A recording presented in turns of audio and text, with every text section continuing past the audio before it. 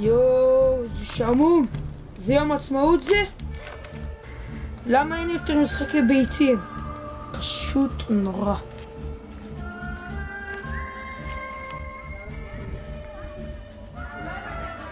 מה זה שם? ביצה? זה מזכיר לי את המשחק ביצים מלפני כמה שנים.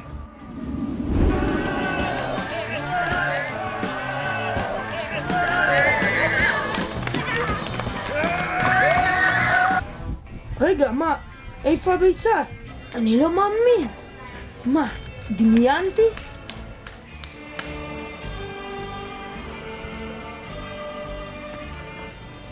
בונה! יש לה ביצה על הראש. יאללה, אני לא מאמין. זה מזכיר לי את הטריק עם הפח זבל שעשו לפני כמה שנים.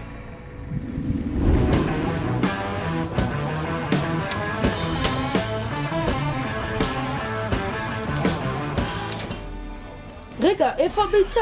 אני אשבע לכם, הייתה לה ביצה על הראש. בוא נקנה איזה שוקו. אולי החום הזה עושה לי הזיות. לא להסתכל על הביצים. אל תתפתה, אל תתפתה. אין על שוקו. אבו זייד, תציל אותי. זה מזכיר לי איך עבדו עליי לפני 3 שנים.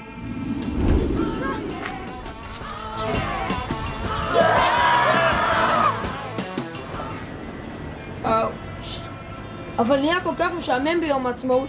תראו מה היה לפני 2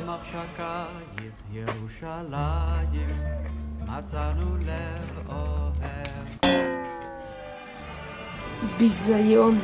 ולפני שנה היה כל כך משעמם שילד התחיל לשחק עם עצמו.